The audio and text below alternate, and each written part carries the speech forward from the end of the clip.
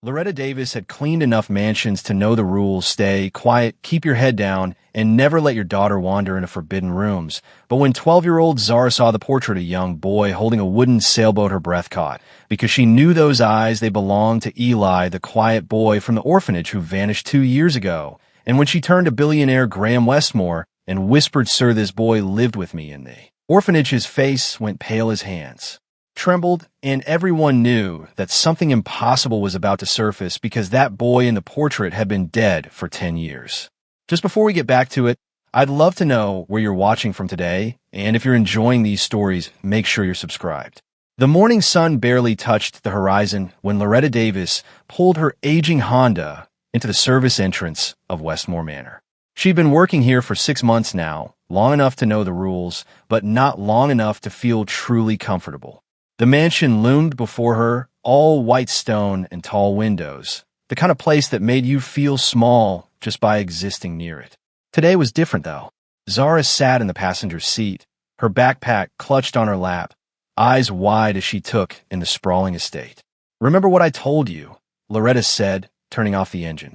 "You stay in the staff kitchen. You don't touch anything. You don't wander." "Understood." Zara nodded, her 12-year-old face serious. "Yes, Mama." The school had dismissed early due to a burst pipe, and Loretta had no choice but to bring her daughter to work. She hated doing it, hated the way it made her feel like she was breaking some unspoken rule about keeping her two worlds separate. But what else could she do? Leave Zara home alone in their small apartment? They walked through the service entrance together, Loretta's shoes clicking against the polished marble floors. The kitchen was already bustling with morning activity. The head housekeeper, Ms. Pennington, looked up from her clipboard, her thin lips pressing into a disapproving line. "Mrs. Davis, I wasn't aware you'd be bringing guests to work." "Emergency, ma'am," Loretta said quickly. "School let out early. She'll stay in the kitchen. Won't be any trouble." Ms. Pennington's pale blue eyes swept over Zara, taking in her worn sneakers and patched jacket. "See that she doesn't. Mr. Westmore doesn't appreciate disruptions." "Yes, ma'am." As Ms. Pennington walked away, one of the younger maids, a girl named Sophie, leaned over and whispered to another staff member. Zara caught the words "maid's kid" and felt her cheeks burn. She'd heard worse before. Growing up the way she had, you learned to let certain things roll off your back. But it still stung. Loretta got Zara settled at a small table in the corner with a book and a granola bar. "I'll be back to check on you every hour.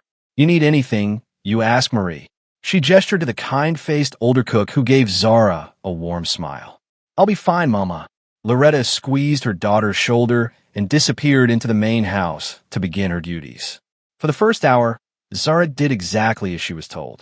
She read her book, ate her snack, and watched the kitchen staff move around like a well-choreographed dance. But eventually, curiosity got the better of her. She'd always been that way, even back in the orphanage after her father died. Always wanted to see what was behind the next door, always asking questions. She slipped out of the kitchen when Marie's back was turned, following the sound of voices down a long hallway lined with paintings. The mansion was even more incredible on the inside than the outside. Crystal chandeliers hung from ceilings so high they seemed to touch the sky. Thick carpets muffled her footsteps. Everything gleamed like it had never known a speck of dust. Zara passed a group of maids polishing silver in one of the sitting rooms. They stopped talking when they saw her, their eyes following her with that same look Ms. Pennington had given her. Outsider, someone who didn't belong. She kept walking, turning corners, passing through rooms that seemed designed just to hold expensive things. Then she heard Ms. Pennington's sharp voice echoing from somewhere ahead. "I don't care what your excuse is. The East Wing is strictly off limits. No exceptions. Mr. Westmore has made that abundantly clear." Zara appeared around the corner and saw Ms. Pennington lecturing a young maintenance worker. Behind them, a set of double doors stood closed, electronic locks gleaming on either side. Above the doors, a small camera pointed down at the hallway. The East Wing. Zara felt a shiver run down her spine. What could be so important that it needed that much security? She ducked back before Ms. Pennington could spot her and hurried down another corridor. This one was quieter, lined with portraits of stern-looking people in old-fashioned clothes. At the far end, she saw an open doorway and warm light spilling out. She approached slowly, peeking inside. It was a study, a beautiful one, with floor-to-ceiling bookshelves, a massive desk, and a fireplace that could have fit 3 people inside it. Zara stepped in, drawn by the sheer warmth of the space. It felt lived in, unlike the other rooms she'd passed. There were papers on the desk, a half-drunk cup of coffee, a pair of reading glasses. And on the far wall, above the mantel, hung a portrait. Zara moved toward it as if pulled by invisible strings. The painting showed a young boy, maybe 8 years old, wearing a navy suit that looked uncomfortable on his small frame. His dark hair was neatly combed, his expression serious. But it was his eyes that stopped Zara cold. She knew those eyes. The boy held a small wooden sailboat in his hands, painted white and blue, with tiny details that the artist had captured perfectly. Zara's breath caught in her throat. She moved closer, her hand reaching out almost of its own accord. "Eli," she whispered. But that was impossible. The boy in the painting looked too formal, too wealthy. And yet those eyes, that slight tilt to his head when he was thinking hard about something. The way his fingers curled around the boat, protective and gentle at the same time. Zara had lived in the children's home for nearly a year after her father died, before her mother got back on her feet enough to bring her home. There had been a boy there, quiet and brilliant, who spent all his time drawing pictures of boats. The other kids called him Eli because he never told them his real name. He'd arrive at the orphanage late at night and leave just as mysteriously a few weeks later. Zara had been one of the few kids he actually talked to. They developed their own way of communicating, tapping patterns on the walls between their rooms when the lights went out. She'd taught him to play checkers. He'd shown her how to fold paper into intricate ships. But Eli had been scared, always looking over his shoulder, having nightmares about cold water and dark places. And his eyes had held the same deep sadness as the boy in this portrait. Her fingers touched the frame, and she felt her heart hammering in her chest. "What are you doing in here?" The voice was like thunder. Zara spun around, her hand dropping from the portrait. A man stood in the doorway, tall and imposing, wearing a dark suit that probably cost more than her mother made in a year. His hair was graying at the temples, his face lined with the kind of stress that came from carrying heavy burdens. Graham Westmore. She'd seen his picture in the staff break room, though the photo didn't capture how intense his presence was in person. How his eyes seemed to look right through you. "I'm sorry, sir. I didn't mean to. How did you get in here?" His voice was cold, controlled. "Where's your mother?" "She's working, sir. I'm Zara Davis. I didn't touch anything. I was just what? Exploring where you don't belong." He moved into the room, and Zara noticed how his gaze flickered to the portrait, how something pained crossed his face before he locked it away. Zara's fear dissolved into something else, something that came from deep in her gut, the same instinct that had made her stand up to bullies in the orphanage, that made her speak up when something wasn't right. She turned back to the portrait, pointing at it with a trembling hand. "Sir, this boy lived with me in the orphanage." The silence that followed was absolute. Zara could hear her own heartbeat, could hear the distant sound of someone vacuuming in another part of the house. She turned to look at Graham Westmore and watched as all the color drained from his face. His hand reached out, gripping the edge of his desk. His mouth opened, but no sound came out at first. Then, barely above a whisper, he said, "That's not possible. I know it sounds crazy, but I'm telling you the truth," Zara said, her words tumbling out faster now. 2 years ago, at Riverside Children's Home. His name was Eli, at least that's what we called him. He was quiet, really smart. He loved boats. He drew them all the time, and he had this toy one just like she pointed at the sailboat in the portrait, just like that. Graham's legs seemed to give out.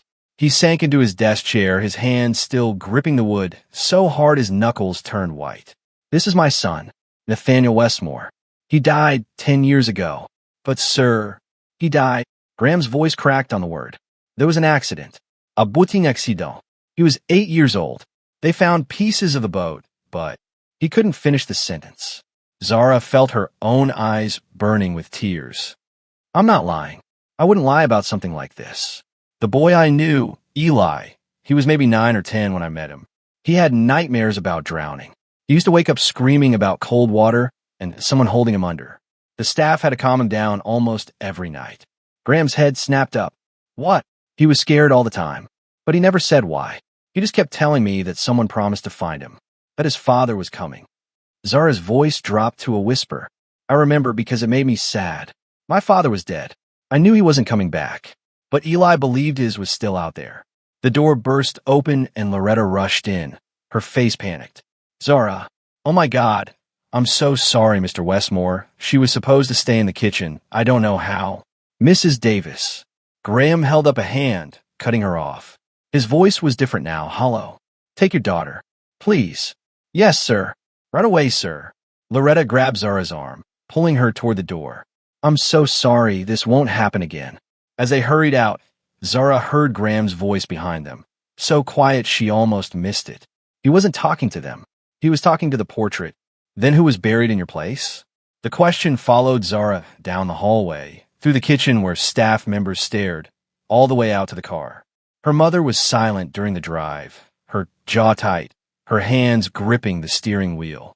But Zara couldn't stop thinking about the boy in the portrait, about Eli with his sad eyes and his paper boats, about the impossibility of what she just said and the look on Graham Westmore's face when he heard it. Something massive was unfolding. Something that had been buried for 10 years. And she just pulled it into the light. 3 days had passed since Zara stood in Graham Westmore's study and spoke words that should have been impossible. 3 days since she'd seen a billionaire's composed mass crack like thin ice over deep water. Her mother hadn't taken her back to the mansion since that day, finding other arrangements when she needed to work. But the silence from Westmore Manor was somehow louder than any response could have been.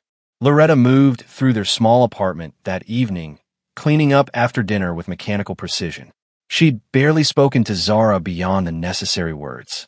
Her daughter sat at the kitchen table, homework spread out in front of her, but her pencil hadn't moved in 15 minutes. Mama, Zara finally said, are you going to lose your job? Loretta's hands stilled in the soapy water. I don't know, baby. I'm sorry. I shouldn't have wandered off. I shouldn't have said anything. No. Loretta turned, drying her hands on a dish towel. She sat down across from Zara, her expression softer now. You told the truth. You don't apologize for that. Ever. But the boy in the painting. Tell me again, Loretta interrupted. Everything you remember about Eli. Don't leave anything out. So Zara did. She described the orphanage, the cramped rooms, and thin blankets. She talked about how Eli arrived in the middle of the night about 2 years ago, brought by people who never explained where he came from. How he'd stay for a few weeks, then disappear, then show up again months later. How he drew constantly, always the same subject. Boats on water, harbors, ships with billowing sails. He had this toy, Zara said, her fingers tracing invisible patterns on the table. A wooden sailboat, small enough to fit in his pocket. He carried it everywhere. The paint was chipped and faded, but he treated it like treasure. Loretta's breath caught. What color was the paint?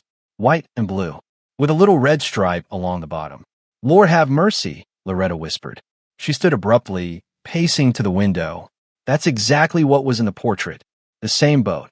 You saw it. I dust that study every week, Zara. I've looked at that painting 100 times. That little boy with those sad eyes, holding that boat like it was the only thing keeping him from drowning. Loretta pressed her fingers to her temples. And you're telling me you knew him. You live with him. I'm not making it up.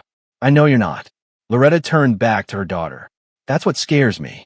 The next morning, Loretta returned to work alone.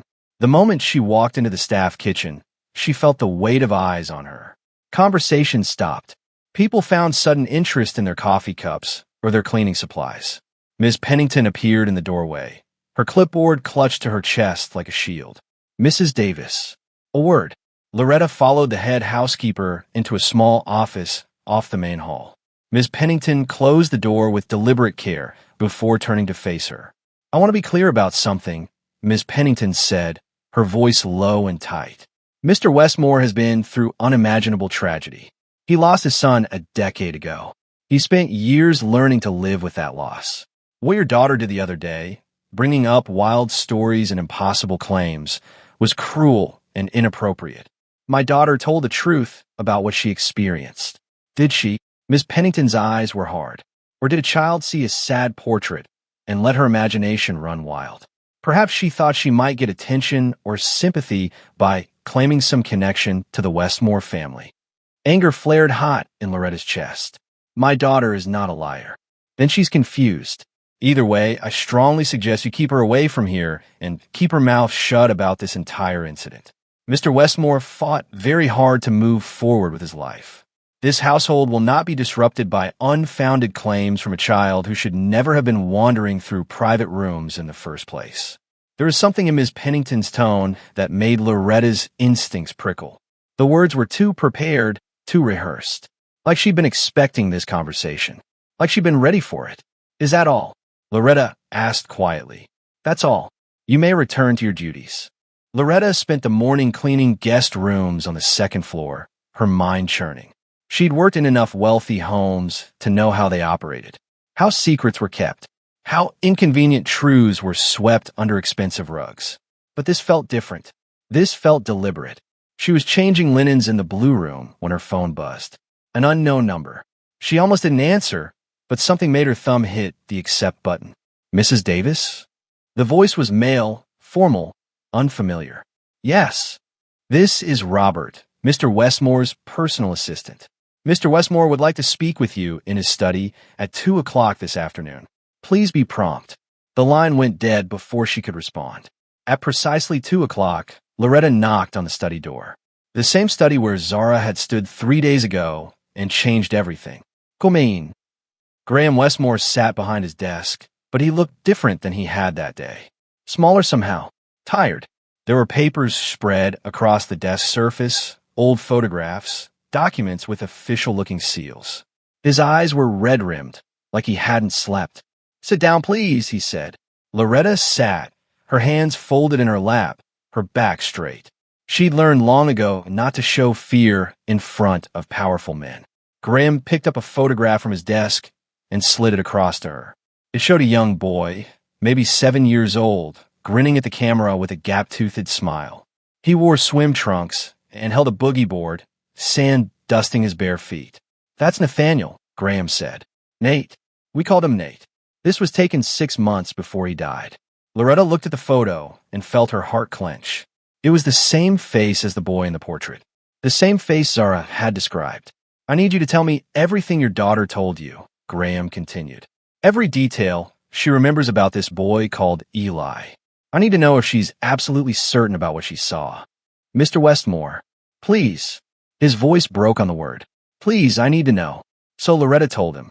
She repeated everything Zara had shared, watching as Graham's face went through a dozen different emotions. Horror, hope, disbelief, desperate yearning. When she finished, he was silent for a long moment. Then he opened a drawer and pulled out more photographs. Does she remember anything else? Any other details about his appearance? She mentioned he had a scar, a small one, above his right eyebrow. Graham's hand trembled as he slid another photo across the desk. A close-up of young Nate, and there, clearly visible, was a thin scar cutting through his eyebrow. He got that when he was 4, Graham said quietly. Fell off his bike. Needed 3 stitches. Mr. Westmore, what are you thinking? I'm thinking that my son's body was never found. I'm thinking that the casket we buried was empty except for a few items they recovered from the boat wreckage. I'm thinking that for 10 years, I believed what I was told because I had no reason not to. He looked up at her, and his eyes were burning with something fierce and terrifying. I'm thinking that your daughter just told me my son might still be alive. The words hung in the air between them, too enormous to fully comprehend. The boy at the orphanage, Loretta, said slowly. Zara said he used to say something. She remembered it because it made her sad. What did he say? He said his father was coming, that his father promised to find him. Graham's breath hitched. His hand went to his chest, pressing hard against his heart. For a moment, Loretta thought he might collapse. Then he reached for his phone with shaking hands. I need to make a call, he said. Please don't leave. I'll need to speak with you again. And your daughter, is she home right now? Yes, sir. With a neighbor. Could you bring her here? I need to ask her some questions myself. I need to see. He couldn't finish the sentence, but Loretta understood. He needed to look in her eyes and see if she was telling the truth. He needed to hear it directly from the child who might hold the key to the impossible. I'll bring her, Loretta said quietly. But Mr. Westmore, if she's wrong, if this is all just a terrible coincidence, then I'll be exactly where I've been for the last 10 years, he said. But if she's right, he didn't finish that sentence either. He didn't need to. By the time Loretta returned with Zara, the study had filled with new energy. A man in his 50s sat in one of the leather chairs, his silver hair neatly trimmed, his suit expensive but understated. He stood when they entered, extending his hand to Loretta. "Martin Cole," he said. "I'm a private investigator. I worked Mr. Westmore's case 10 years ago." Zara stayed close to her mother's side, her eyes darting between the men. Graham gestured to the sofa. "Please sit. Zara, I want to ask you some questions about the boy you knew. Is that all right?" Zara nodded, her voice small. "Yes, sir." For the next hour, Graham and Martin questioned her gently but thoroughly. They showed her photographs of Nate, and Zara identified the same smile, the same way he tilted his head when concentrating. They showed her drawings Nate had made as a young child, all featuring boats and water, and Zara nodded vigorously. Eli drew exactly like that. The same way. He always put little flags on the masts, and he always drew birds in the sky. Did he ever talk about his family? Martin asked, taking notes on a small pad. Not really. He was scared to. Zara bit her lip. Once, I asked him why he was at the orphanage if his father was coming for him. He just said that someone told him his father didn't want him anymore. But he didn't believe it. He said he knew it wasn't true. Graham made a sound like he'd been punched. He stood abruptly, walking to the window, his back to them. His shoulders shook. Martin cleared his throat gently. Zara, do you remember how Eli left the orphanage the last time you saw him? It was late at night. I heard people talking in the hallway. When I looked out, I saw him being led away by a woman in a gray uniform, like a nurse or something. He was crying and holding his boat. He looked back at me and said, She paused, remembering. He said, Please don't send me back there. Then they were gone. I never saw him again. What did the woman look like? Martin leaned forward. Any details you remember? She was tall. She had dark hair pulled back tight, and she had a mark on her face, like a scar or a birthmark. Right here. Zara touched her jaw, near her ear. Graham turned from the window, so fast he nearly knocked over a lamp. What did you say? A mark. On her jaw. Mr. Westmore? Martin's voice was sharp. What is it? There was a woman, Graham said slowly, his face going pale. At the marina the day Nate disappeared. She was one of the seasonal staff.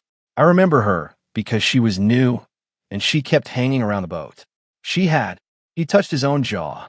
She had a port wine birthmark. Right there. Do you remember her name? No. She left the next day. Never came back. I thought nothing of it at the time because He couldn't continue. Because he was dealing with the death of his son. Or what he believed was the death of his son. Martin stood, his expression grim. I need to access my old case files. There should be employee records from the marina. If we can identify this woman. Do it, Graham said. Do whatever you need to do. I don't care what it costs. Martin left immediately, promising to call as soon as he found anything. Loretta and Zara remained, watching as Graham sank back into his chair, looking like a man who'd just been told the world might not be round after all. Thank you, he said finally, looking at Zara. Thank you for being brave enough to speak up, for telling the truth even though no one wanted to hear it. I just want Eli to be okay, Zara said softly. He was my friend. He was always so sad. I want him to be home. Graham's eyes filled with tears. So do I. 2 days later, Martin Cole returned to Westmore Manor with a look on his face that made Graham's blood run cold. The files are gone, Martin said without preamble. Every single document related to Nate's case. The physical files were removed from my storage facility. The digital backups have been deleted. Someone wiped them from my system. That's impossible. It should be.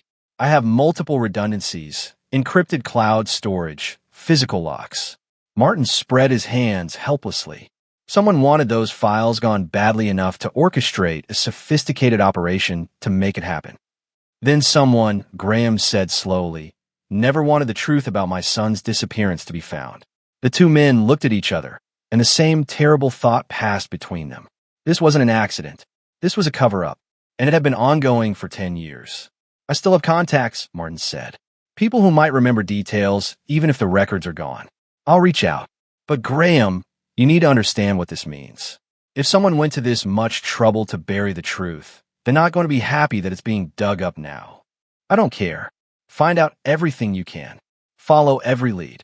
After Martin left, Graham sat alone in his study, staring at the portrait of his son.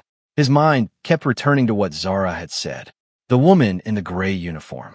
The birthmark on her jaw. The words that haunted him most. Please don't send me back there. Back where? Where had his son been? Who had taken him? And why they made Graham believe he was dead. He pulled out his phone and scrolled through his contacts until he found a name he hadn't called in 12 years. Eleanor Westmore, his sister. They'd had a falling out before Nate's death, a bitter fight about inheritance and family legacy. She'd cut ties, moved away, and never even attended Nate's funeral. He'd always resented her for that. But now, a terrible suspicion was beginning to form in his mind. Eleanor had worked with a lot of private staff. She'd had access to his schedule, his properties, his life. And she'd hated him for inheriting the Westmore fortune when their father died. Hated him enough to destroy him? He couldn't bring himself to press call. Not yet. Not until he had more proof. But the seed of doubt had been planted, and it was growing roots that reached down into the darkest corners of his memory. Someone had taken his son. Someone had hidden him for years. Someone had made Graham believe his child was dead, while keeping him alive and terrified in orphanages and unknown places. And Graham Westmore was going to find out who, even if the truth destroyed everything he thought he knew about his family. Graham Westmore made his decision at 3 a.m, sitting in his study with a tumbler of scotch he hadn't touched. The portrait of Nate watched him from above the fireplace, those painted eyes seeming to ask the question that had been burning in Graham's mind for days now. What are you waiting for? By sunrise, he was dressed and making phone calls. By 8 o'clock, he was standing in Loretta Davis's modest apartment building, knocking on her door with an intensity that made her jump when she opened it. Mr. Westmore? What are you? We're going to the orphanage, he said without preamble. Today. Now. I need you and Zara to come with me. Loretta stood in the doorway in her bathrobe, her hair still wrapped in a sleeping scarf, staring at him like he'd lost his mind. Sir, it's 8 a.m. Zara has school, and I have to be at work by 9. I'll call the school, and you're already looking at your employer. His voice softened slightly. Please, Mrs. Davis. I need to know if what your daughter remembers is real. I need to see this place for myself. Something in his face must have convinced her because she stepped back and led him into the small living room. Zara appeared in the hallway, still in her pajamas, her eyes wide with surprise. Mr. Westmore, get dressed, Zara, Loretta said quietly. We're taking a trip. An hour later, they were in Graham's black Mercedes, driving through the city toward Riverside Children's Home. Martin Cole sat in the front passenger seat, a leather folder full of questions balanced on his lap. Zara sat between her mother and Graham in the back, her hands clasped tightly in her lap. I haven't been back there since Mama got me out, Zara said softly. I didn't think I ever would. Graham looked at her. Was it bad? Not bad exactly. Just lonely. Everyone there was waiting for someone to want them. Some kids got adopted. Some aged out. Some, like Eli, just disappeared. She looked up at Graham. I used to wonder where he went.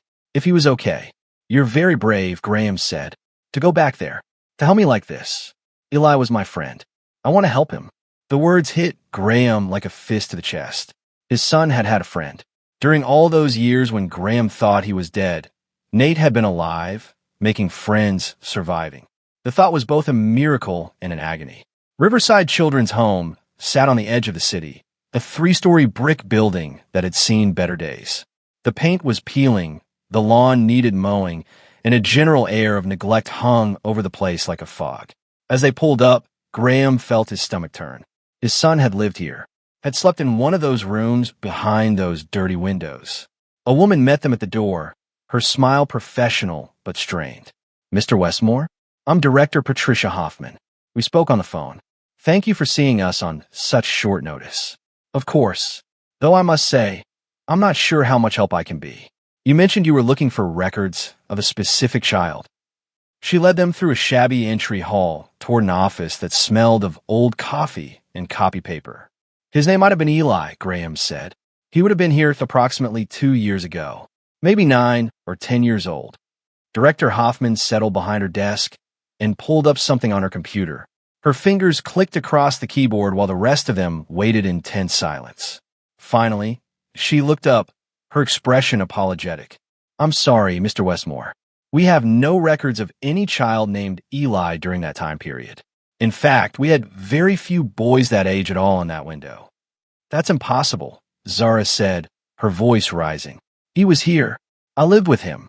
"I'm sure you remember someone, dear," Director Hoffman said with patronizing gentleness. "But sometimes children's memories can be unreliable. Perhaps it was a different facility or a different time period." Loretta's hand settled on Zara's shoulder, a warning to stay calm. But Graham saw his own frustration reflected in the girl's face. This woman was lying. Or, at least, she wasn't telling them everything. "May we look around?" Graham asked. Perhaps Zara could show us where she stayed. It might help jog some memories. Director Hoffman hesitated just long enough to be suspicious. "I suppose that would be all right. Though many of our children are in lessons right now, and we do prefer not to disrupt." "We won't disrupt anything," Martin interjected smoothly. "We'll be quick and quiet." They followed the director up a narrow staircase to the second floor, where a long hallway stretched out with doors on either side. The walls were painted a depressing shade of beige, and the floors were covered in worn linoleum that squeaked under their shoes. Zara walked ahead, her steps becoming more confident as memory guided her. She stopped in front of a door near the end of the hall. This was my room, and Eli was. She moved to the next door. "Right here. That's currently empty," Director Hoffman said quickly. "We're between residents in that space." "Can we see it?" Graham asked. It wasn't really a question. The director unlocked the door with a key from the ring at her belt. The room was small and sparse, containing a single bed with a thin mattress, a small dresser, and a narrow window that looked out over a parking lot. The walls were bare except for a few nail holes where posters might have hung. Zara walked straight to the dresser and opened the bottom drawer. She pushed aside some spare blankets and reached into the very back corner. When she pulled her hand out, she was holding something small and wooden. A toy sailboat. The paint was chipped and faded, white and blue with a small red stripe along the bottom. Graham's knees nearly gave out. He reached for the wall to steady himself, his breath coming in short gasps. Martin moved to his side immediately, gripping his elbow. "That's Nate's boat," Graham whispered. "I made that for him when he was 5. He insisted on taking it everywhere. It was in the wreckage after the accident, or so they told me." He looked at Director Hoffman, and his voice went cold. "How do you explain this?" I have no idea how that got there. Anyone could have left. Anyone didn't leave it," Zara interrupted. "Eli hid it there because the other kids used to try to take his things. He showed me this exact spot. He said it was his treasure." Director Hoffman's face had gone pale. "Mr. Westmore, I assure you." "Don't." Graham's voice cut through the room like a blade. "Don't lie to me again. This boat proves my son was here. So either your records are wrong, or someone deliberately erased them. Which is it?" Before the director could answer, a teenage boy appeared in the doorway. He was thin and nervous-looking, maybe 16, wearing a volunteer badge on his shirt. His eyes darted between the adults before settling on Zara. "I remember you," he said quietly. "You're Zara, right? You left about 2 years ago." "That's right," Zara said. "Do you remember Eli?" The boy nodded. "The quiet kid who drew boats all the time." "Yeah, I remember. He was here a few times. They'd bring him late at night, keep him for a few weeks, then he'd disappear again." He looked at Director Hoffman nervously. "I always thought it was weird." "That's enough, Thomas," the director said sharply. "You should return to your duties." But Thomas pulled a folded piece of paper from his pocket. "Before I do, someone asked me to give this to the girl if she came back." He handed it to Zara. "Another volunteer, she left a few months ago, said if anyone ever came asking about Eli, they should know about the night van." "Thomas." Director Hoffman stood abruptly. "That is completely inappropriate." "What night van?" Graham demanded. Thomas backed toward the door, clearly regretting his decision to speak up. "I don't know all the details, but there was this program, moving kids between facilities late at night. It wasn't official or anything. At least, I never saw paperwork. And Eli was one of the kids who got moved. A lot. He disappeared down the hallway before anyone could ask more questions." Director Hoffman's face had gone from pale to red. Mr. Westmore, if you're going to make accusations, I'll need to ask you to leave and return with proper legal authorization. Fine, Graham said, but I'm not leaving this building until I see every room in it. You can't just. I can and I will. Or would you prefer I call the police right now and report that you're obstructing an investigation into child trafficking? The words hung in the air like a grenade. Director Hoffman opened her mouth, closed it, then sat down heavily in her chair. There's a storage room in the basement, she said finally. Some old records. Things we were supposed to digitize but never got around to. You can look there if you insist. The basement was exactly what you'd expect from an underfunded children's home. Concrete floors, flickering fluorescent lights, and the musty smell of mildew. They followed the director to a locked door at the far end, near the boiler room. I haven't been in here in months, she said, fumbling with the keys. I honestly don't know what you'll find. The door swung open, and Graham reached for the light switch. What he saw made his heart stop. The room was full of boxes, filing cabinets, and plastic storage bins. But more than that, there were items. Personal items. Toys scattered on shelves, clothing hanging from a rack in the corner, small shoes lined up against the wall. And covering every available surface were drawings. Hundreds of drawings. Thousands, maybe. Most of them showed the same subject. Boats on water, harbors, ships with billowing sails. Zara gasped. These are Eli's. He drew all of these. Martin immediately began opening boxes, pulling out files. Loretta helped, her hands moving quickly through papers. Graham walked to the wall where the drawings were pinned and taped, his fingers trembling as he touched one after another. They were good, really good, detailed and careful, the work of a child with real talent. And in the corner of each one, a small signature, a simple N inside a circle. N for Nathaniel. Graham, Martin called from across the room. He was holding up a manila folder, his face grim. You need to see this. Inside the folder were transportation logs. Dates, times, locations, and signatures. Graham's eyes scanned down the page until they caught on a name he recognized. The signature matched the woman from the marina, the one with the birthmark on her jaw. But that wasn't the worst part. The worst part was the name at the top of the authorization form. The person who had approved these transfers. Eleanor Westmore, his sister. Graham's vision blurred. He grabbed the edge of a filing cabinet to keep from falling. All these years, his own sister had known, had orchestrated it, had kept his son hidden while Graham buried an empty casket and tried to learn how to breathe again. Mr. Westmore? Loretta's voice seemed to come from far away. Are you all right? No, he said simply. I'm not. Zara appeared at his side, holding something else she'd found. It was a small canvas, maybe 8 inches square, showing a painted scene. A mansion with tall windows, a garden with a fountain, and in the foreground, a man's silhouette. Eli painted this, Zara said softly. Look at the bottom. Graham took the canvas with shaking hands. There, in careful child's handwriting, were the words, "He still loves me. He'll find me." This time, Graham did fall. He sank to the concrete floor, the painting clutched to his chest, and finally let himself sob. For the years he'd lost, for the suffering his son had endured, for the betrayal that cut deeper than any grief. Loretta knelt beside him, her hand gentle on his shoulder. She didn't say anything. What could she say? Some pain was too big for words.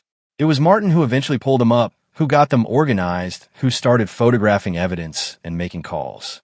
They loaded boxes into the Mercedes, ignoring Director Hoffman's weak protests. They took the drawings, the files, the painting, everything that proved Nate had been here. As they drove away from Riverside Children's Home, Graham made another call, this one to his lawyer. I want to own that building by the end of the week, he said coldly. Every brick, every file, every inch of property. And then I want everyone who worked there during the last 3 years investigated. Someone there knew what was happening to my son, and they're going to answer for it. In the back seat, Zara leaned against her mother and watched the building disappear behind them. She thought about Eli hiding his boat in that drawer, drawing his pictures in the dark, waiting for a father who didn't know he was alive. And she thought about how much danger they might all be in now that they'd found the truth. Back at the orphanage, Director Hoffman sat alone in her office, staring at her phone. Her hands shook as she dialed a number she'd hoped never to call again. It rang 3 times before a woman answered. "Westmore knows," the director said without preamble. "He came here with the girl. They found the storage room. They found everything." There was a long pause on the other end. Then a voice, cold and measured. "Then we need to act. Tonight." The line went dead. The break-in happened on a Tuesday night, while Loretta was working late at the manor and Zara was supposed to be at their neighbor Mrs. Chin's apartment doing homework. Except Loretta came home to find their door ajar, the lock jimmied, and Mrs. Chun waiting in the hallway with her phone in her hand. "I heard the noise and called 911, Mrs. Chun said, her elderly face creased with worry. "But whoever it was, they were gone by the time I got brave enough to look. Zara's fine. She's been with me the whole time. But Loretta, I think you should see what they did. Or rather, what they didn't do." The apartment was untouched. The old TV still sat on its stand. Loretta's jewelry box, cheap but precious to her, remained on her dresser. Even the $20 she kept in the kitchen drawer for emergencies was still there. The only thing missing was a photo album. "My baby book," Zara whispered, standing in the doorway of their bedroom. "The one with all my pictures from the orphanage." Loretta felt ice crystallize in her veins. Someone had broken into their home, not to steal money or electronics, but to take evidence. Evidence of Zara's time at Riverside. Evidence of her connection to Eli. She called Graham immediately. He arrived within 30 minutes, Martin Cole right behind him. Both men surveyed the apartment with grim expressions while 2 police officers took statements and dusted for prints they probably wouldn't find. "Pack bag for both of you," Graham said quietly to Loretta. "Enough for a week. You're not staying here tonight. Mr. Westmore, I appreciate the concern, but we can't just. Someone broke into your home to destroy evidence of Zara's connection to my son. That means they know she's a threat to whatever they're trying to hide." Graham's voice was steady but firm. "I have guest suites at the manor with security systems, cameras, and guards. You'll be safe there." Loretta wanted to argue, wanted to maintain her independence, her pride. But she looked at Zara, who was clutching her remaining stuffed bear and trying not to cry, and she knew Graham was right. "Just for a few days," she said, "until we know it's safe. As long as you need." They arrived at Westmore Manor after dark, and Graham personally escorted them to a suite in the West Wing. It was bigger than their entire apartment, with 2 bedrooms connected by a shared sitting room. The windows had electronic locks, and a security camera monitored the hallway outside. "There's a panic button by each bed," Graham explained, pointing to red buttons on the nightstands. "Press it, and security will be here in under a minute. The door locks from the inside, and only my personal code can override it. You'll be safe here." After he left, Loretta and Zara unpacked in silence. The opulence of the rooms felt wrong somehow, like they were playing dress-up in someone else's life. But when Zara crawled into the massive bed, she finally let herself cry. "Imskated, Mama." Loretta held her daughter tight. "I know, baby, but we're going to be okay. Mr. Westmore won't let anything happen to us." She hoped that was true. She hoped Graham Westmore's money and power were enough to protect them from whoever had taken his son and kept him hidden for a decade. But in her heart, she knew that people desperate enough to fake a child's death were desperate enough to do anything. The next day, Loretta tried to return her normal duties, but nothing felt normal. The other staff members whispered when she passed. Miss Pennington avoided her entirely, and everywhere she went, she felt eyes watching her. In the afternoon, while dusting the library, she overheard 2 maids talking in the next room. "They're staying here now, in the guest wing. Can you believe it? The whole thing is bizarre. Dredging up the past like this, making poor Mr. Westmore relive all that pain. I heard they found things at that orphanage. Documents or something. Well, I say she should mind her own business. It's not right, a maid getting ideas above her station." Loretta set down her dust cloth and walked into the room. Both maids jumped, their faces flushing. "My station," Loretta said quietly, "is exactly where it needs to be. And if you have something to say about me or my daughter, you can say it to my face instead of gossiping like school children." They scattered without another word. That evening, after Zara had finished her homework, the girl couldn't sleep. She lay in the enormous bed, staring at the ceiling, listening to the unfamiliar sounds of the mansion settling around her. Her mother had already fallen asleep in the next room, exhausted from the stress of the last few days. Around midnight, Zara heard something, a soft sound barely audible, like someone tapping on wood. She sat up, her heart pounding. The sound came again. 3 slow taps, then 2 quick ones, then 3 slow again. It was their code, the pattern she and Eli had used to communicate through the orphanage walls. Zara slipped out of bed and pressed her ear to the wall. The tapping came from somewhere inside the mansion, somewhere close. She followed the sound to the far wall of her room, the one that bordered the hallway. But when she stepped into the hallway, it was empty and silent. She stood there in her pajamas, her feet cold on the marble floor, wondering if she'd imagined it. Then she saw it, a seam in the wallpaper barely visible in the dim emergency lighting. She pressed her fingers against it, and a section of the wall shifted slightly. A hidden panel. Before she could investigate further, a hand clamped over her mouth. Zara's scream was muffled as someone dragged her backward. She kicked and fought, her bare feet scraping against the floor, her hands clawing at the arm around her chest. "Stop fighting," a voice hissed. "I'm trying to help you." The hand released her mouth, and Zara spun around to find a young woman in a maid's uniform. She had dark hair pulled back in a bun and frightened eyes. "Who are you?" Zara demanded, her voice shaking. "My name is Karina, and you need to get back to your room right now. These walls aren't safe." "What do you mean?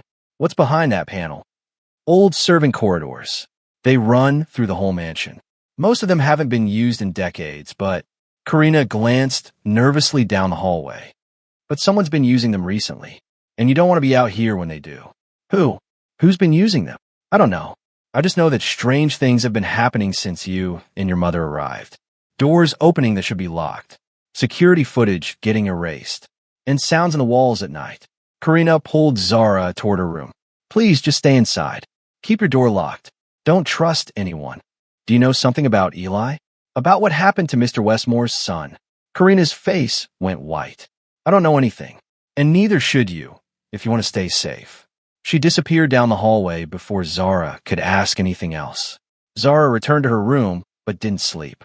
She lay in bed, listening to the sounds of the mansion.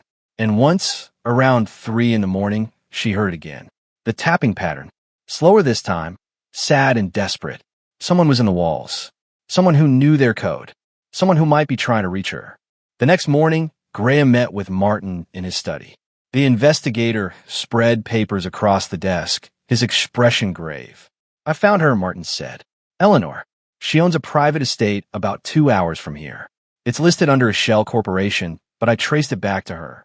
The place is a fortress. High walls, security gates, surveillance cameras everywhere." "Is Nate there?" "I don't know. But Graham, there's more." Martin slid a photograph across the desk. It showed a woman in her 40s, elegant and cold-eyed. "This is Eleanor now. And look at who's working for her."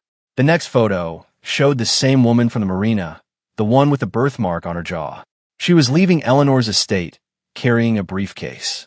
"She's still in Eleanor's employ," Martin continued. "Which means Eleanor has been actively involved in hiding Nate this entire time. And if she's desperate enough to break into the Davis apartment, she's desperate enough to do worse." Graham's hands clenched into fists. "I want surveillance on that estate. Every entrance, every vehicle that comes and goes. I want to know what she's doing. Already on it. But Graham, we need to be careful. If Eleanor knows we're coming." A crash from somewhere in the house interrupted him. Then a scream. Both men ran toward the sound, which had come from the direction of the guest wing. They found Loretta standing in the hallway outside Zara's room, her hand over her mouth, staring at something on the floor. It was a note slipped under Zara's door.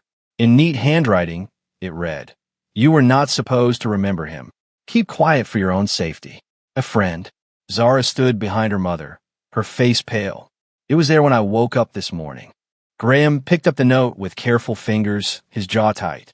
"Someone in this house is working for Eleanor. Someone who has access to the guest wing." He looked at Martin. "Change all the security codes. Run background checks on every staff member hired in the last year. I want to know who's betraying me." "Sir," Zara said quietly, "there's something else." She told them about the hidden panel, about Karina's warning, about the tapping sounds in the night. With each word, Graham's expression darkened. "Show me," he said. They returned to the hallway, where Zara had found the panel. In the daylight, the seam was even less visible, but Graham pressed against it and felt it give slightly.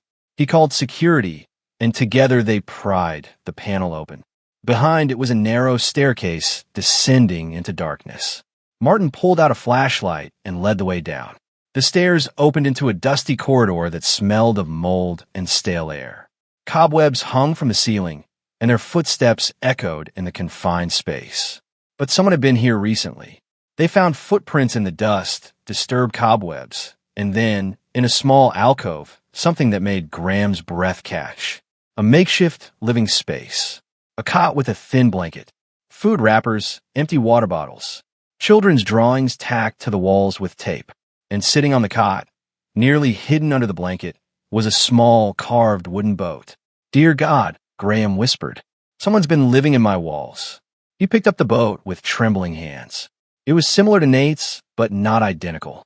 Newer, but carved in the same style. Zara pointed to one of the drawings on the wall. It showed the mansion from outside, with a specific window marked with an X. That's the window in the portrait room, where Eli's picture hangs. "My son has been here," Graham said, his voice breaking. "In this house, under my nose. And I never knew."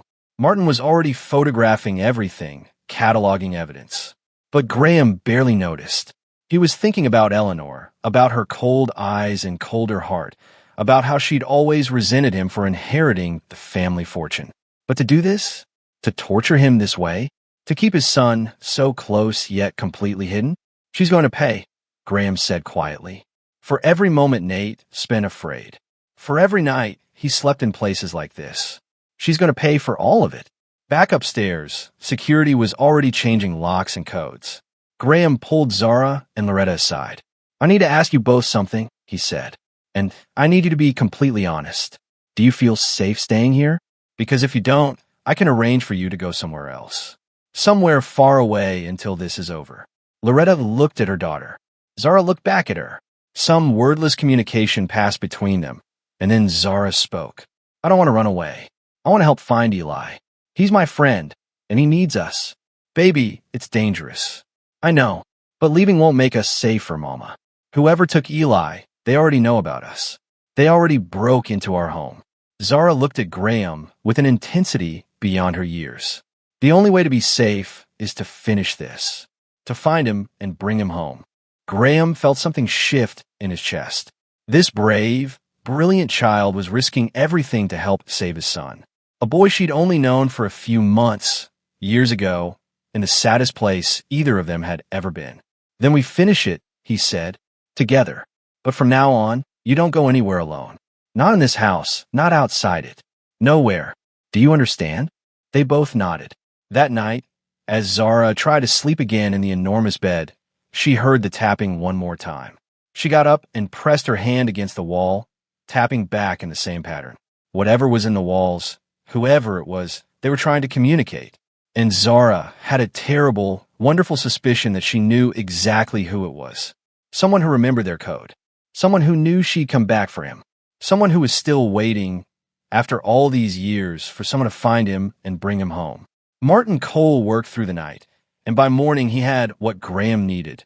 Concrete proof of Eleanor Westmore's estate. Satellite images showed the property sprawling across 20 acres, surrounded by 12-foot walls topped with cameras. The main house was a modern fortress disguised as a country retreat, with security checkpoints at the single entrance and guards patrolling the perimeter. "She's hiding something in there," Martin said, spreading the images across Graham's desk. "No one needs this level of security for a normal residence." Graham stared at the photos, his jaw tight. Could Nate be there? Maybe. Or maybe she's just paranoid because she knows what she's done. Martin tapped another image. "But look at this. Delivery van comes every Tuesday and Friday. Same company, same time. Food delivery for a household that, according to public records, has only 3 staff members. That's a lot of groceries. Unless she's feeding more people than she's admitting to." "Exactly." Graham made his decision. "We go there. Today. I want to see my sister's face when I ask her what she did with my son." Graham, We should involve the police. No. Graham's voice was steel. Not yet. If we go in with authorities, she'll have lawyers there before we finish speaking. I want answers first. Then we'll bury her with every legal tool I have. While the men planned, Loretta moved Zara to a different room in the manor. The new space was smaller, but more secure, with reinforced doors and windows that didn't face any of the hidden corridors they discovered. Graham had also hired additional security, men who stood watch in the hallways at night. But Zara couldn't shake the feeling of being watched. She was doing homework in the sitting room when she heard it again. The tapping. 3 slow, 2 quick, 3 slow. She dropped her pencil and pressed her ear to the wall. Top, top, top, top, top, top, top. Her heart hammered. She tapped back. 2 quick, 1 slow, 2 quick. It was her signal for where are you? Silence. Then, faintly more tapping. This time it sounded like it was coming from above her. From the ceiling, or maybe the floor above. Zara grabbed her phone and texted her mother, who was working 2 floors down. I hear the tapping again. It's coming from upstairs. Loretta's response was immediate. Stay where you are. I'm getting security. But Zara couldn't just sit still. Not when someone, maybe Eli himself, was trying to reach her. She opened the door carefully and looked up and down the hallway. Empty. She could hear security's footsteps on the floor below, coming closer. The tapping started again, more urgent now. It was definitely coming from upstairs, from somewhere in the East Wing. The Forbidden Wing. Against every instruction she'd been given, Zara ran for the stairs. She took them 2 at a time, her sneakers silent on the carpeted steps.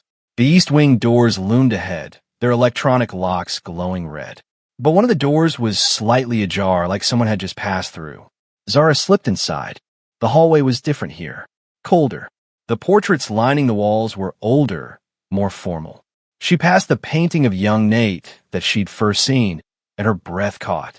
Someone had left something at the base of the frame. A fresh drawing. Pencil on paper, showing a boat on stormy water. And, in the corner, the signature, an N inside a circle. Eli, she whispered. Where are you? A sound behind her made her spin. It was Karina, the maid who'd warned her before. But Karina's expression had changed. Gone was the fear. Now she looked cold, calculating. You should have stayed in your room, Karina said quietly.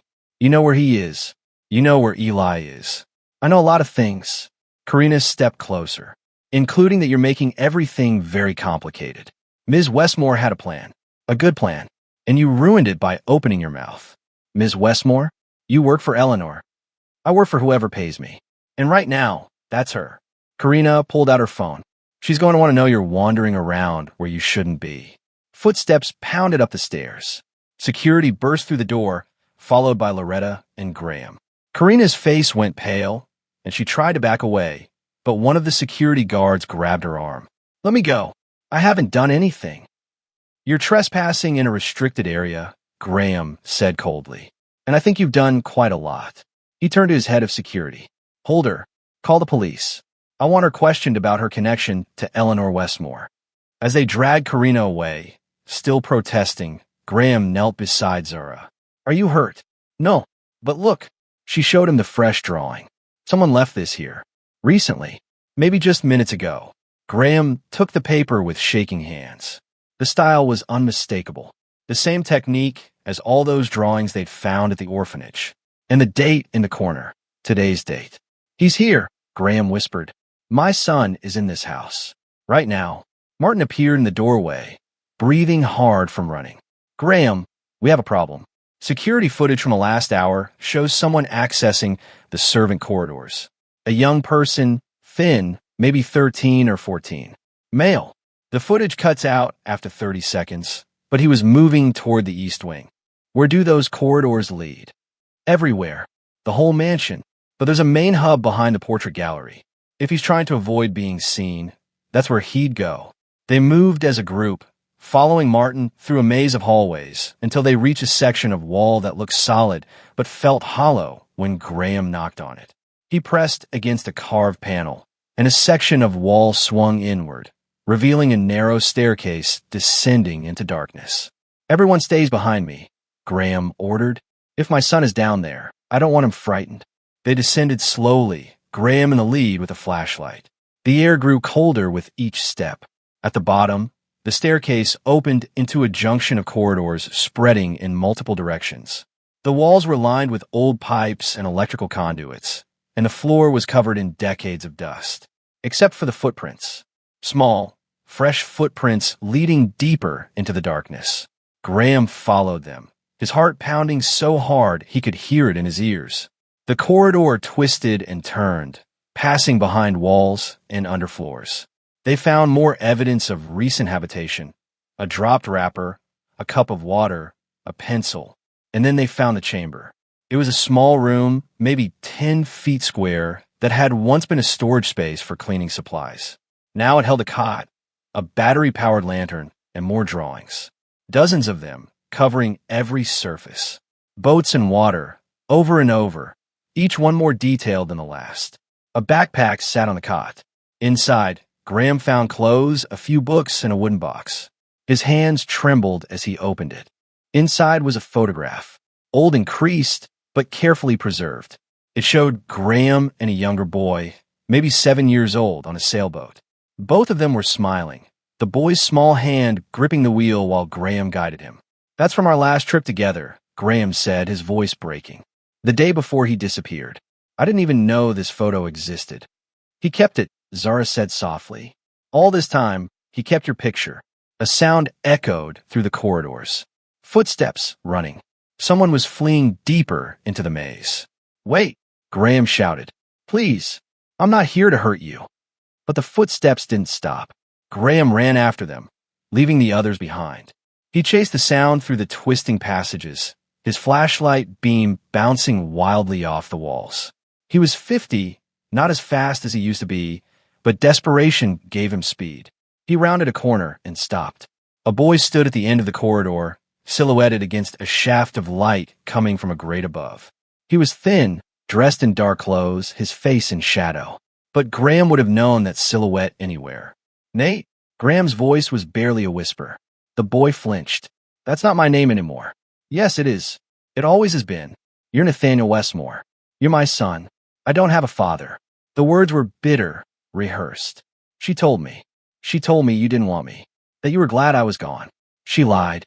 Graham took a step forward, tears streaming down his face. "I never stopped looking for you. I never stopped hoping. Every day, for 10 years, I've carried your loss like a stone in my chest." The boy's silhouette shifted. "Then why didn't you find me?" The question cut deeper than any knife. Graham sank to his knees on the dusty floor. "Because I didn't know where to look. Because someone made me believe you were dead. Because I trusted the wrong people and failed you in the worst way a father can fail his child." His voice broke. "But I'm here now, and I'm never letting you go again." Silence stretched between them. Then the boy took a step forward into the light. It was Nate, older, thinner, with shadows under his eyes that no 13-year-old should have. But it was unmistakably him. The same dark hair, the same serious expression, the same small scar above his right eyebrow. And in his hand, he clutched a wooden sailboat. "Ellie." Zara's voice came from behind Graham. She'd followed them into the corridor. "Is it really you?" The boy's hard expression cracked. "Zara, I told you someone would come. I told you he'd find you." Nate's face crumpled. He dropped to his knees, the sailboat falling from his hands. Graham closed the distance between them and wrapped his arms around his son, holding him as Nate sobbed against his chest. 10 years of fear, of loneliness, of believing he was unwanted and abandoned, poured out in those tears. "I'm sorry," Graham whispered over and over. "I'm so sorry. But you're safe now. You're home." Behind them, Loretta helped Zara forward. The girl knelt beside Nate and took his hand, tapping their old pattern against his palm. He gripped her fingers like a lifeline. And for the first time in a decade, Nathaniel Westmore believed he might actually be safe. The reunion was cut short by the harsh reality of their situation. Nate was malnourished, dehydrated, and clearly traumatized. Graham called his personal physician, who arrived within 30 minutes and examined Nate in one of the secure guest rooms. The boy allowed it, but only if Zara stayed with him. "He's physically okay, considering," the doctor told Graham quietly outside the room. "But psychologically, he's been through something no child should endure. He'll need therapy time, patience." He'll have whatever he needs. While the doctor worked, Martin coordinated with local police to arrest Karina. But when officers arrived at the manor, they found the room where security had been holding her was empty. The guard posted outside was unconscious, and the window stood open. She had help, Martin said grimly. Someone else in this house helped her escape. Graham ordered a complete lockdown. Every exit sealed, every staff member accounted for.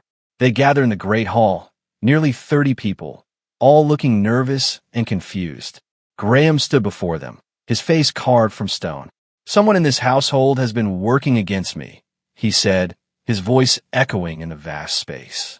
Someone helped kidnap my son 10 years ago and has been helping keep him hidden. Someone just helped a suspect escape police custody. He let his gaze sweep across every face. I want to know who. Silence. Nervous glances. Shuffling feet. Sir, one of the older maids spoke up timidly. If you're looking for someone who's acting strange, there's one person who hasn't shown up for the lockdown. Who? Ms. Pennington, the head housekeeper. I haven't seen her since this morning. Graham's blood went cold. Ms. Pennington had been with the family for 15 years. She'd been there before Nate disappeared. She'd been there through everything. Security found Ms. Pennington's private quarters empty. Her clothes were gone, her personal items cleared out. But she'd left in a hurry because they found her tablet still charging on the nightstand. Martin accessed it immediately. The tablet was full of messages, encrypted communications with someone identified only as E. The messages detailed everything. Nate's movements through the corridors, Zara's arrival, Graham's investigation. Ms. Pennington had been feeding Eleanor information from inside the manor for years. There's a message from today, Martin said, his face darkening. Sent 20 minutes ago. It says, he has the boy. Relocating to Plan B. Prepare the extraction. Extraction? Graham felt panic seize his chest. They're coming here. They're coming for Nate. The words were barely out of his mouth when the lights went out. Emergency lighting kicked in, bathing the Great Hall in an eerie red glow. Somewhere in the distance, an alarm began to wail. Graham ran for the stairs, taking them 3 at a time. He had to get to Nate. The guest room door was open. Inside, the doctor lay unconscious on the floor. Loretta sat tied to a chair, a gag in her mouth, her eyes wide with terror. And Zara was gone. Nate was gone. Graham untied Loretta with shaking hands while Martin called for medical assistance. She ripped the gag away, gasping. They came through the wall, she said, her voice hoarse. A hidden panel opened, and 2 people in masks grabbed them. Zara fought. She tried to scream, but they were too strong. They dragged them both back into the corridors. Tears streamed down her face. I couldn't stop them. I couldn't protect them. Which direction? Graham demanded. Toward the east wing. Toward where we found Nate earlier. Graham and Martin raced into the servant corridors, following the sounds of struggle. They could hear Zara screaming in the distance, her voice echoing through the maze of passages. Graham ran faster than he'd ever run in his life, his lungs burning, his heart threatening to burst. They burst into the main chamber they'd found earlier, and Graham's world tilted. Karina stood in the center of the room, no longer pretending to be a helpless maid. She held Zara by the arm, the girl struggling against her grip, and behind her, blocking the other exit, stood Ms. Pennington. But it was the figure behind them that made Graham's blood freeze. Eleanor Westmore stepped out of the shadows, impeccably dressed, her cold eyes fixed on her brother. In her hand, she held a phone. "Hello, Graham," she said calmly. "I believe you've been looking for me. Where's my son? Your son?" Eleanor laughed, a sound like breaking glass. "He stopped being your son the moment I decided he was better off without you. The moment I realized that weak, sentimental fools like you don't deserve the Westmore legacy. You faked his death. You tortured him for years. Why? Because you didn't deserve him." Eleanor's composure cracked, rage flooding her face. "Father left everything to you. The fortune, the company, the respect. Just because you were the oldest son. I was smarter, more capable, more deserving, but I got nothing. So I decided to take what mattered most to you. He's a child, an innocent child. He's a Westmore. And I raised him to understand what that really means. To be strong, not soft. To survive, not crumble. Eleanor gestured around the chamber. He learned to adapt, to hide, to endure. I made him better than you ever could have. You made him terrified, Zara shouted, still struggling against Karina's grip. You made him think his father didn't want him. You're a monster. And you, Eleanor turned her cold gaze on Zara, ruined everything by remembering him, by speaking up when you should have stayed quiet. She nodded to Karina.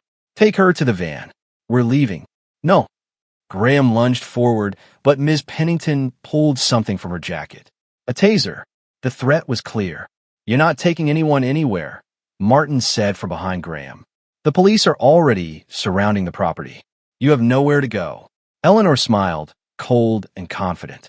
I have everywhere to go. Money buys many things, Mr. Cole, including escape routes and new identities. She turned toward the far wall, where another hidden door stood open. Bring the girl. That's when Nate appeared. He stepped out from behind a stack of old crates, his face no longer showing fear but determination. In his hand, he held a piece of metal pipe he'd found in the corridors. Let her go, he said, his young voice steady. Or I start screaming, and don't stop until every police officer outside hears where we are. Eleanor's eyes widened. Nathaniel, what are you? My name is Nate. He took another step forward. And she's right. You're a monster. You told me my father abandoned me, but you're the one who took me away. You locked me in rooms and moved me from place to place and made me afraid to trust anyone. His voice grew stronger. But I remember him. I always remembered, and I knew you were lying. I did this for you.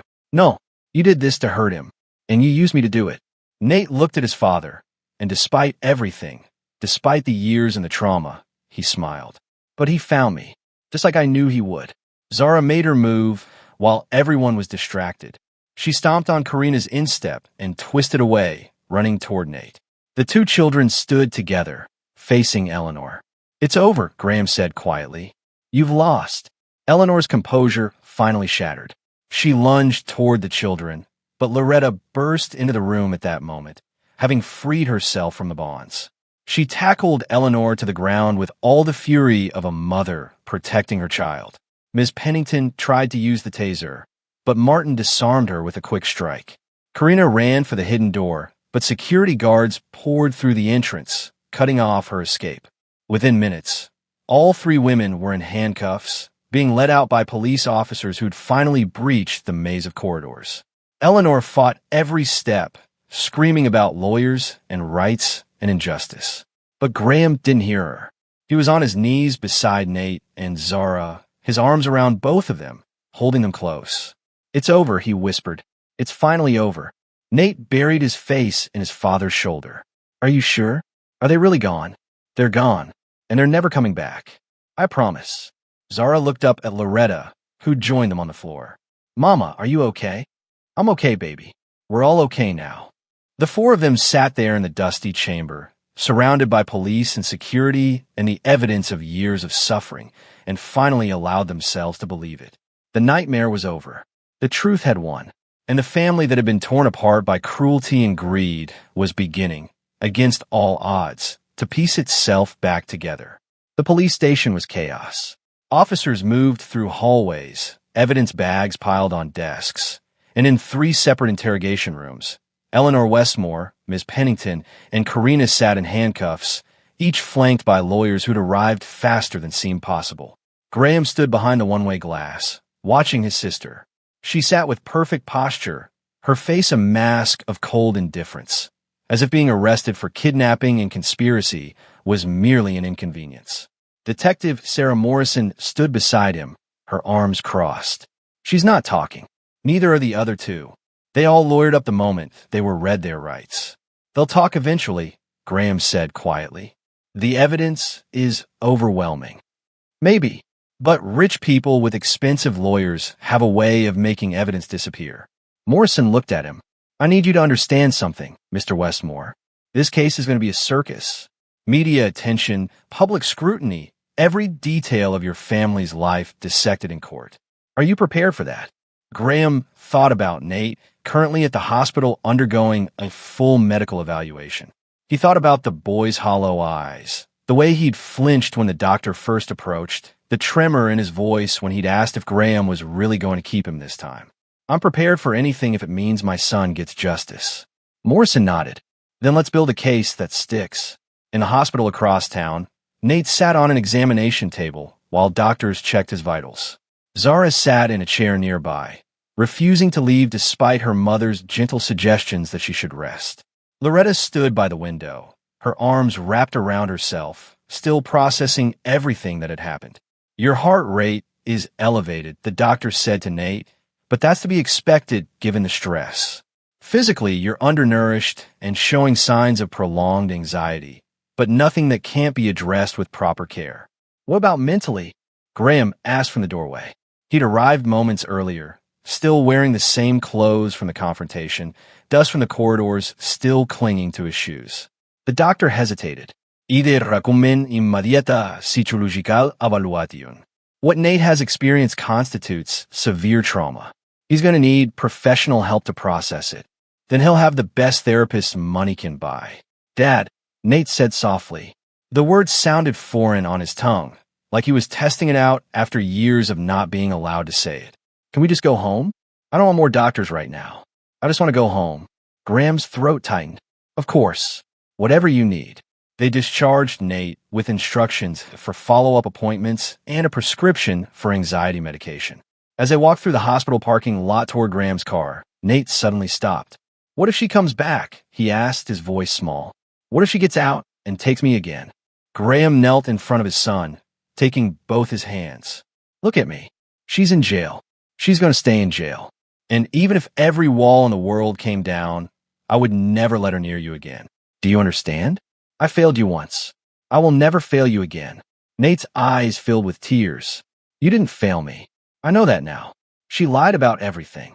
She told me you were the one who wanted me gone, that you paid her to take me away because I was too much trouble. His voice broke. She said you were glad when they told you I died. The words cut through Graham like shattered glass. He pulled Nate into his arms, holding him tight while the boy sobbed. I mourned you every single day. Your room is exactly as you left it. I couldn't bear to change anything because changing it meant accepting you were really gone. He pulled back to look at his son's face. You were never trouble. You were my whole world. Zara and Loretta watched from a respectful distance, both of them crying. Finally, Loretta approached and placed a gentle hand on Graham's shoulder. We should get these children home, she said softly. They need rest. And food. Real food, not hospital vending machine snacks. Graham nodded, wiping his eyes. They drove back to the manor in silence, Nate sitting between Graham and Zara in the back seat, still clutching the wooden sailboat he'd carried for years. The media had already descended on the estate by the time they arrived. News vans lined the street outside the gates, cameras trained on the entrance, reporters shouting questions. Graham's security kept them at bay, but their voices still carried on the wind. Mr. Westmore, is it true your son was alive all these years? Was your sister involved in the kidnapping? How does it feel to have Nathaniel home? Graham ignored them all, ushering Nate quickly inside. But once they were through the door, Nate froze. He stood in the grand entrance hall, staring up at the chandelier, at the sweeping staircase, at the marble floors that gleamed under soft lighting. I remember this, he whispered. I used to slide down the banister when you weren't looking. You did. Graham smiled despite his tears. You gave your mother a heart attack every time. Nate's face crumpled at the mention of his mother. She died while I was gone, didn't she? Eleanor told me. She said Mom died because I disappeared, that it was my fault. No. Graham's voice was firm. Your mother got sick. Cancer. It had nothing to do with you. She fought for 3 years, and the whole time she believed you were gone. She held on a hope that somehow she was wrong, that somehow you come back. He took Nate's face in his hands. She loved you more than life itself. Never doubt that. They settled in the main living room, where the staff had prepared food and hot tea. Nate ate hesitantly at first, like he wasn't sure if he was allowed, but with Zara beside him encouraging every bite, he slowly relaxed. Martin arrived an hour later with updates from the police. They're charging all 3 of them. Eleanor's facing kidnapping, conspiracy, fraud, and a dozen other counts. Ms. Pennington and Karina are cooperating in exchange for reduced sentences. What are they saying? Graham asked. that Eleanor orchestrated everything. She planned Nate's disappearance for months before the boating accident. She had people on her payroll at the marina, including the woman with the birthmark, whose real name is Jennifer Hayes. Hayes helped stage the accident, making it look like Nate fell overboard. But really, they'd already taken him earlier that morning. Nate spoke up quietly from the couch. They gave me something, medicine that made me sleepy.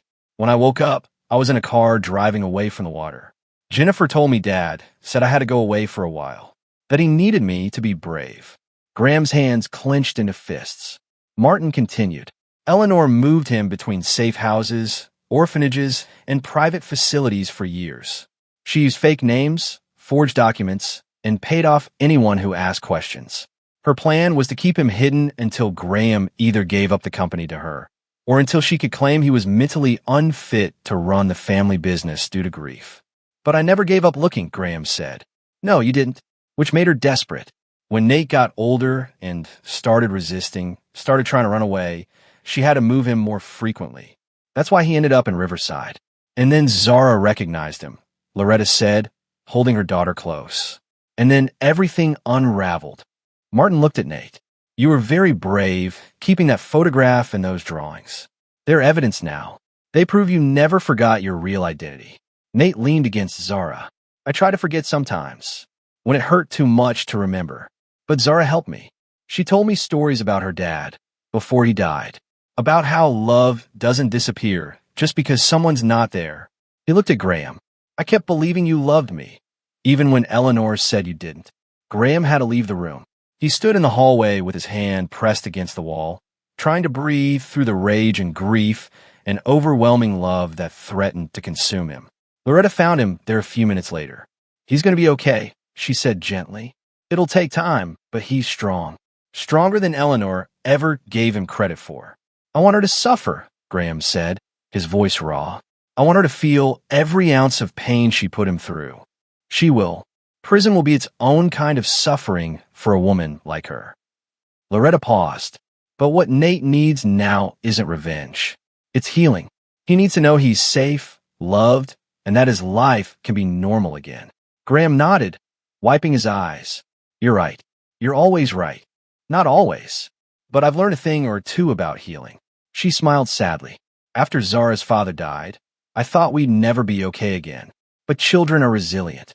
If you give them love and stability, they can overcome almost anything. They returned to the living room, where Zara had convinced Nate to watch a movie. Something light and funny, nothing too intense. The boy laughed at a joke on screen, and the sound was like music Graham hadn't heard in 10 years. 3 months later, Eleanor Westmore stood trial in a courtroom packed with reporters, curious onlookers, and victims of other crimes who wanted to see justice served against someone wealthy enough to think they were above the law. Graham sat in the front row, Martin on one side, Loretta on the other. Nate and Zara were not in attendance. Their therapist had advised against exposing them to the proceedings. Instead, they were at the manor with a tutor, catching up on years of missed education. The prosecution presented overwhelming evidence. The transportation logs, the forged documents, testimony from orphanage workers who'd been paid to look the other way, and recordings of Eleanor's own voice giving instructions about moving the package between facilities. When it was Eleanor's turn to speak, she showed no remorse. I did what I thought was necessary, she said coldly. Graham was weak. He would have raised that boy to be just as weak. I was making him stronger. By locking him in rooms? The prosecutor asked. By moving him from place to place, never letting him have stability or security? By teaching him that the world is hard and only the strong survive. The jury deliberated for less than 4 hours. They found Eleanor guilty on all counts. The judge sentenced her to 30 years in prison without possibility of parole. Ms. Pennington received 15 years, and Karina got 10. As they led Eleanor out of the courtroom in handcuffs, she looked at Graham one last time. He saw no remorse in her eyes, no recognition of the harm she caused, just cold calculation, probably already planning appeals and loopholes. But Graham felt only relief. She couldn't hurt Nate anymore. That chapter was finally, truly closed. Outside the courthouse, reporters swarmed. Graham had prepared a statement with his lawyers, But when the microphones appeared, he spoke from the heart instead. 10 years ago, my son was taken from me. For 10 years, I believed he was dead. But a brave 12-year-old girl had the courage to speak up when she recognized him. And because of her, my son is home. He looked directly into the cameras. Zara Davis didn't have to say anything. It would have been easier to stay quiet. But she chose truth over silence. And that choice saved my son's life. She's the real hero of this story. The footage aired on every news channel. Within days, Zara's face was everywhere. People called her a hero, an inspiration, proof that one voice could make a difference. Loretta worried about the attention, but Zara handled it with the same quiet strength she'd shown from the beginning. When reporters called asking for interviews, she politely declined. When the school wanted to honor her at an assembly, she agreed only if they promised not to make a big fuss. I just want things to be normal, she told her mother. I want to go to school and hang out with Nate and not be on TV anymore. Gradually, the media attention faded. Other stories took precedence, and the Westmore family saga became yesterday's news, which was exactly what they needed to begin truly healing. Graham converted one of the manor's sitting rooms into a therapy space where both Nate and Zara met with Dr. Patricia Reeves twice a week, sometimes together, sometimes separately. The doctor helped Nate process his trauma, taught him coping mechanisms for his anxiety, and slowly, carefully, helped him rebuild his sense of self-worth. The nightmares didn't stop immediately. Some nights, Nate would wake up screaming about cold water and locked doors. Graham would rush to his room and hold him until the terror passed, reminding him over and over that he was safe, that he was home, that no one would ever take him away again. But the nightmares grew less frequent, and between them, there were good moments. Great moments, even like the day Nate asked if he could go sailing with his father. They went to a lake an hour from the city, just the two of them. Graham rented a small sailboat, nothing fancy, and they spent the afternoon on the water. Nate was nervous at first, his hands shaking when he touched the rigging. But Graham was patient, talking him through every step, letting him take control at his own pace. By the end of the day, Nate was smiling, really smiling, not the careful, guarded expression he usually wore. I thought I'd be scared, he said as they packed up. But I wasn't, because you were there. Graham pulled his son into a hug. I'll always be there. From now on, I'll always be there. Loretta officially accepted Graham's offer of a position managing the household staff, with a salary that made her gasp when she saw the contract. But it wasn't just about the money. It was about stability, security, and the knowledge that Zara would grow up with opportunities Loretta had never dreamed of. I need you to understand something, Graham told her during their first official meeting. You're not just an employee. You and Zara, your family. You brought my son back to me. I can never repay that debt. You don't owe me anything. We did what was right. And that's exactly why you belong here.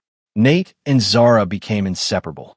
They did homework together in the library, explored the manor grounds, and spent hours in the art studio Graham had set up for them.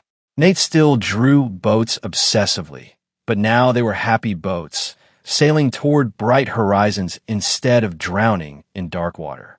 6 months after the trial, Graham commissioned a new portrait.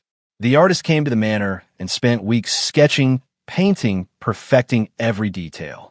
When it was finally finished, Graham gathered everyone in the portrait gallery for the unveiling. The painting showed Nate and Zara standing together on a dock, the same wooden sailboat held between them. Nate looked older than in his childhood portrait, stronger, more confident. Zara stood beside him with her hand on his shoulder, both of them smiling at something beyond the frame. Behind them, the water stretched into the distance, but it wasn't dark or threatening. It was bright, reflecting sunlight, full of possibility. At the bottom of the frame, a brass plaque read, "The children who found each other." "It's perfect," Nate whispered. They hung it in the main hall, right where everyone could see it. Not hidden in a study or tucked away in a forgotten wing, but proudly displayed as a testament to survival, friendship, and the family they'd become. That evening, Graham, Loretta, Nate, and Zara had dinner together in the smaller dining room, the one with windows overlooking the garden. It wasn't formal or stuffy. They ate pasta and laughed at Zara's stories from school and made plans for the weekend. At one point, Nate looked around the table and said, "Is this what normal families do?" "I think so," Graham said, smiling. "Though I'm not sure there's any such thing as normal." "I like this kind of normal," Nate decided. Zara raised her glass of juice. "To our weird, not normal family." They all clinked glasses, even Loretta, who'd been reluctant at first to accept her place at this table. But Graham had insisted, and she'd learned that sometimes family wasn't about blood or status. It was about the people who showed up for you when everything fell apart. Later, after the kids had gone to bed, Graham stood in the portrait gallery looking at both paintings. The sad little boy he'd lost and the brave young man he'd found again. Loretta joined him, 2 cups of tea in her hands. She offered him one. "You did good," she said simply. "We did good," he corrected. "All of us." They stood in comfortable silence, drinking their tea, watching the moonlight stream through the windows.